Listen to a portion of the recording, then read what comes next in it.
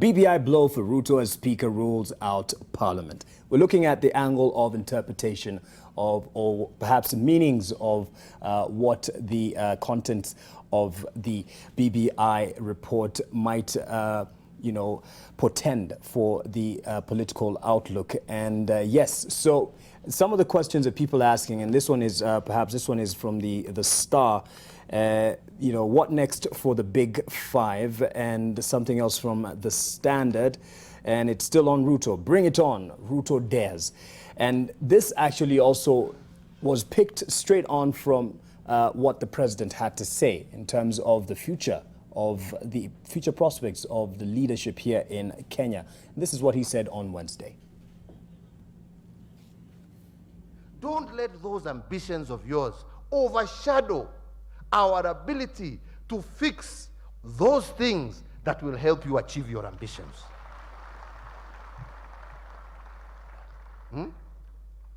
Hii hapa hatuongei juu ya mtu, kwa sababu Mungu mwenyewe ndio anajua ile iko ndani ya roho ya kila Mkenya, na yeye ndio tayari hata sasa tukiwa hapa, yeye pekee ndio anajua rais wa 5 wa Jamhuri ya Kenya ni nani. Hakuna mwingine anajua.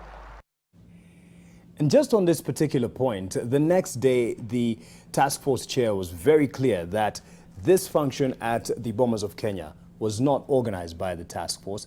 It wasn't under them. Why were you keen on just separating yourself from that particular symbolic day? Well, I don't think there was any separation. I think it was merely a statement about who had the organizing of the event.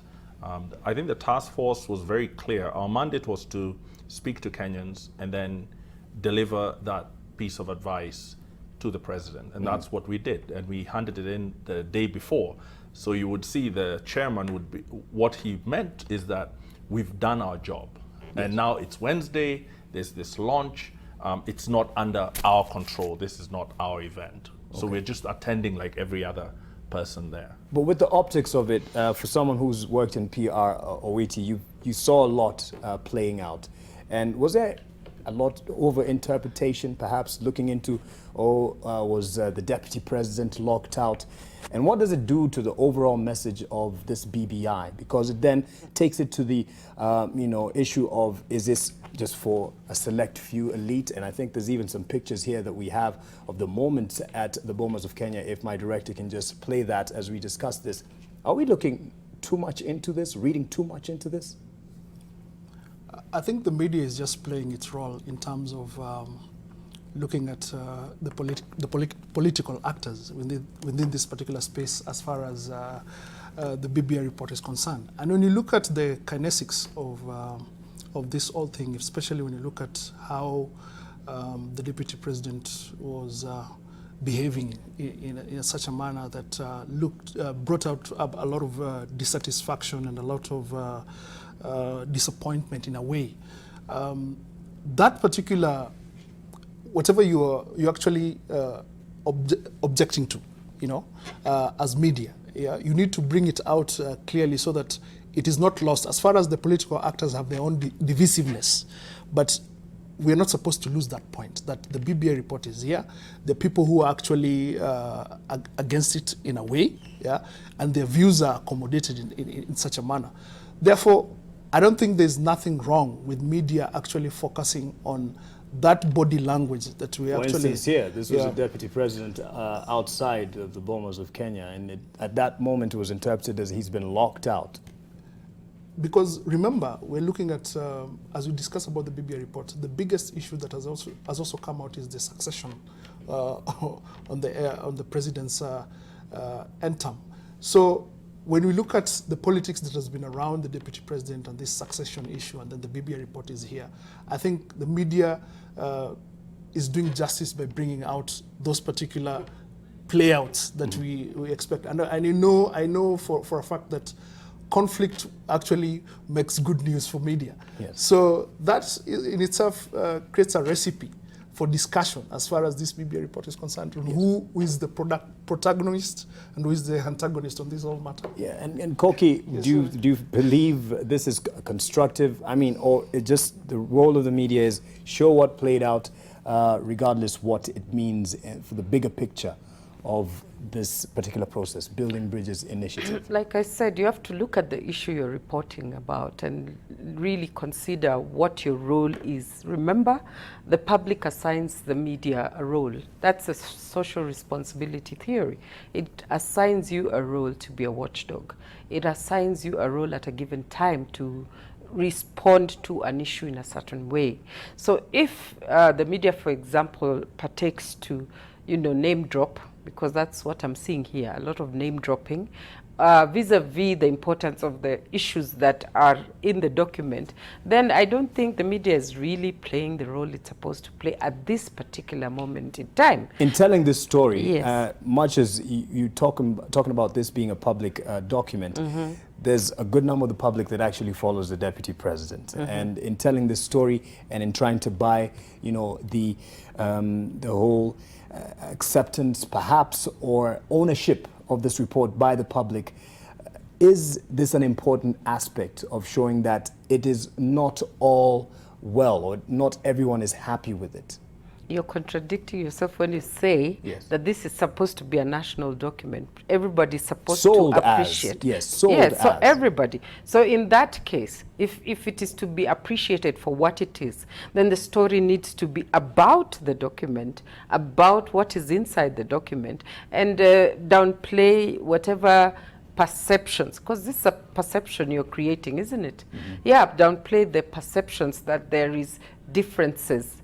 And again, the other thing is, yes, you can play out differences, but in a way to establish tolerance thereafter. But when antagonism begins right at the beginning of, a process that has not even begun, I think then the media steps aside from what it should be doing currently in terms of letting people, consume the document, get a lens of what the document is. All right, he said we're playing our role in that, but to Ambassador, in any way, was this played out of proportion? Was it conclusive? We're just getting the conversation started, and already. Mark, look, let me say first of all, the deputy president was not locked out of anything. In fact, that At least that's the story that was that shown. shot Yes. is not accurate. At that point, he was waiting for the president to come out so that they could head to the auditorium. And that's what the deputy president does. If the president's coming, he wants to be able, that's his job, to support the president. So that image is not accurate, and it's been spun. And there's further spinning going on about, oh, look at this person's body language, look at that person's body language. And there's this idea that you can read what's in people's mind by seeing how they sit. That's a bit of a stretch. And what's missing is some amazing stories as well. Like, I was there when I heard Kalonzo Musyoka say, hey, last year during the elections, I said things and I regret saying those things. I mean, he just grew his stature, at that moment. And we showed that. It was live. And so that's a great story. Yes. There was other great stories. There were leaders who come in there trembling with emotion. People who, James Orengo said, I could find so many differences, yeah, but if I find the things in common, those are the things I need to hold on to right now. So of course, I'm not criticizing the media, because oppositional friction, it tells a story, right?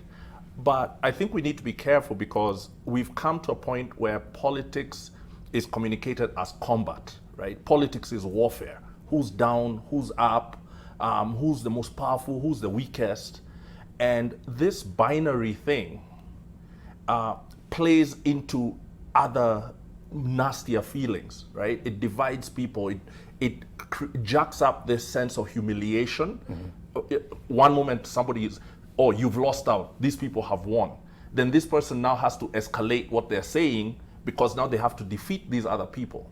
And all along, Kenyans watch this ping pong, And when the task force goes to ask them, so what do you think about divisive politics? They are intimidated by their political class. They support their political leader, but the political class as a whole intimidates them because they feel, you know, when these guys fight, it ends up with us fighting. Right. Yeah. So it's not that the media shouldn't cover conflict, but I think there are also other stories to be told. And there's a different way to express that conflict. So it's not a do or die, winner take all, black and white type narrative. All right. Yeah, But even yes. if you do that, you could hype up the the political issue, the emotive issue around the politics. Then why isn't there a bigger story on the elements of the document, side by side, so that even if I'm playing to the drama in the political field, I'm also learning a bit more about the document and saying, wait a minute, what does this document say about public participation? What does it say about inclusivity? I was reading something on national ethos, and I was like, okay, we're going to teach people how to be patriotic. I remember we used to be very patriotic ourselves.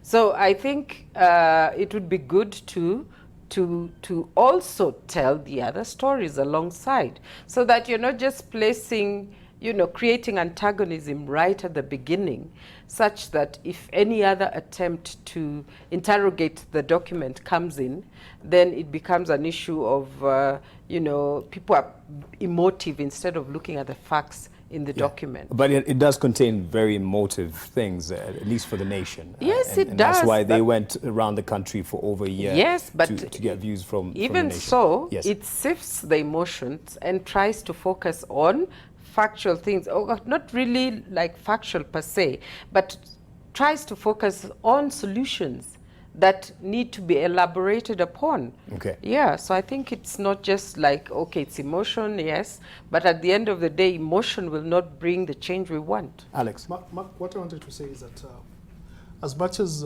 we sort of throw some blame to the media that they supposed to actually focus on the positive side of the stories, you realize that the political actors themselves are the ones who are setting this stage for the media to cover the same antagonism that is existing. Because even after the launch of the report, we've seen the political leaders themselves throwing words at each other. So how is media supposed to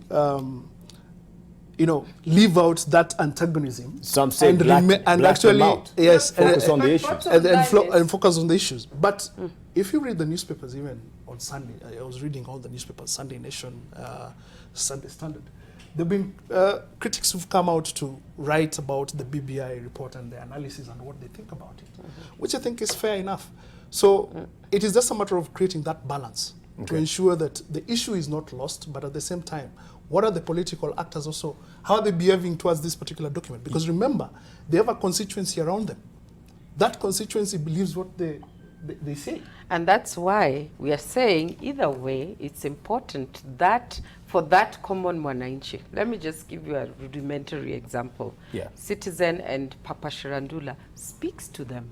There are lessons they learn from that genre of television, for an example. So that doesn't mean that the media will abdicate their role to what the political players are saying. They have a role also to break it down for them so that it becomes meaningful to them. Ambassador, there's something you mentioned there in the spinning and that can come to play and sometimes carry the day unnecessarily. But there was also the issue that people, it was carried in some stories, just to see how the whole function was carried out. And when you talk about, because you explained that picture of Ruto was actually not what was being presented. But then there was the issue of who introduced the president, and if you would explain perhaps how it played out, because it felt as if Raila Odinga is now the second in command in the way that he introduced the president now to come and make his remarks. Are we reading too much into this? Yeah, okay, so that's like a protocol question. Yes. And I can't answer for it because I would have to have been the one who wrote the thing to answer for it. But look, that's one of those things that when it's discussed appears extremely important. But remember, this is about individuals, and we're talking about the whole country, right? So that story, yes, let people cover it. But what if you're a small business person? And what does this report say about tax holidays, about lowering the burden of government on you? It has a vision of a different kind of economy that works differently for Kenyans, right? Now, that's not as incendiary, but if you have a business in Gikomba, you want to know that, oh, somebody heard us, yeah? Somebody heard us. It's not just about the most powerful and what order they should speak in. Yeah. It's more about, what about me and my life? Then That's what people care for. that's what they care for. But Mark, let me say, and I don't want to knock the media, because I actually think it's sort of, what is it called? You know where you set up a target and you keep hitting at it? Yes. I think the media mostly follows what's being said that's interesting. But I think there are amazing stories that media can tell. For instance, one that hasn't gotten any coverage is, what is this report and the process Kenyans are in compared to the rest of the world? The rest of the world, the center is splitting, right? From European countries, the richest countries, across South America, there are riots and demonstrations in the streets. Across Europe, governments are being unable to form governments. Brexit, there's so much extremism in the world right now, right? And just as the world is heading in that direction, Kenyans are heading in the other direction, because Kenyans have seen that and they're trying to go in the other direction. And that's why I fear when we focus so specifically on the personalities and forget to let Kenyans know that they're an amazing people. Despite all the problems we have, we are marching towards more unity. We want it more. So if we could cover those kinds of stories, they're big stories, they're global stories. And the world will never tell our story, because, you know, when I went to the New York Times, the Financial Times, I subscribed to all of them, right? And we are on press pass, and their correspondents are somewhere in this town. Yes. It's as if Wednesday didn't happen, right? Wednesday didn't happen. But Wednesday was a hugely important thing. If you're a Democrat anywhere globally, that day should have been a day to say, you know what? There's this small African country that's doing something interesting and special. They didn't even mention it. You know? Well, let me be the devil's advocate on that, because then it's not the first time that such a report, in the sense, I mean, for you to have the leader of opposition and the sitting president come together to lead the country to this particular direction is perhaps a first of its kind, but in Kenya. But the issue of this report, because if they're saying the contents could have been drawn from previous reports. So what's the breaking news for the international audience for them to really be interested in this? And some people are, and I'm sure you've heard this, 10 billion? And actually you could address that, because it's being looked at, these guys use 10 billion over 15 to 18 months, and that's it for a report that could have been done perhaps in a 2-week period. So perhaps that's why it's not quite the, hasn't carried the day on the New York Times and whatnot, because there are reports that have come out before and they're just gathering dust. What do you have to say about that? Well, that figure is not accurate at all. Please clarify. It's a story that emerged from a radio program. Someone just spit out the number. They just threw out a number. That number was quoted by someone else, and someone else, and someone else, and now there's this idea. We have an administrator who knows how much we spent, but I doubt it was even 1% of that figure. This task force did not get on, most task forces get on planes to go do quote-unquote benchmarking, right? This task force did not get on a plane. This task force went around the country in a small little group to every county.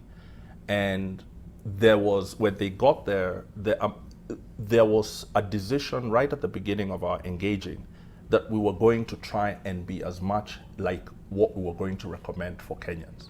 So we knew that the report was going to have a lot about wastage of public resources. And so we knew we couldn't reflect that, right?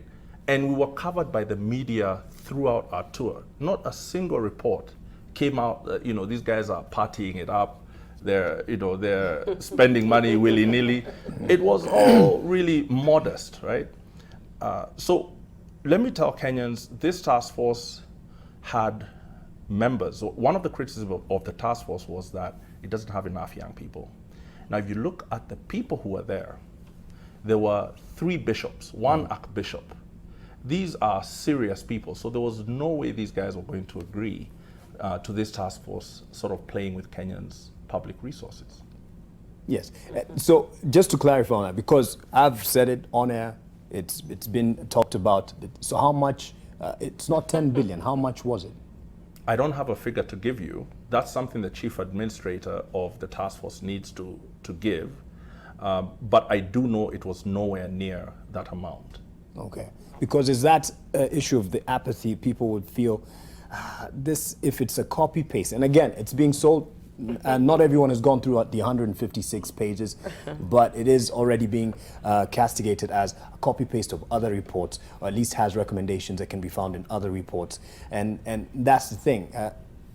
Are we misrepresenting the facts in there? You've been the joint secretary to this. Yeah. I mean, what task force talks about national ethos, yes, and about reconciling our diverse cultures with being Kenyan? What task force has talked about our initiation ceremonies featuring a civic component that allows people to go beyond their immediate ethnic identity to embrace Kenyans? Very few reports have so strongly talked about striking down the Ndegwa Commission, not allowing public servants to do business. Very few reports have actually gone into the issues of integrity in the public service. There's obviously a lot of overlap with other reports, but I'll tell you, I think one of the most special things about this report, one, is first, it has listened to Kenyans. So this is it's not a task force of experts, top constitutional lawyers and professors of economics. It's yes, people who've gone and listened to Kenyans. So when you hear Kenyans talk about their economic condition, and even before, my whole life Kenyans have been struggling. Most Kenyans have been poor. What did Kenyans want? They want an economy built from the ground up. When they see a minister talking to the private sector, many Kenyans want the person on the other side of the table to be a youth with a small business, mama mboga, not just the big industrialist or the foreign corporation. So these things have not been covered by other reports. And to be more specific, they've not been covered in such a pregnant moment. This moment is ripe for change. The handshake and that whole alignment created a unique opportunity, right? The other task forces also had a chance, but I don't think there's been a task force that has been launched to give advice at a moment of such bipartisan agreement right, and the desire for change.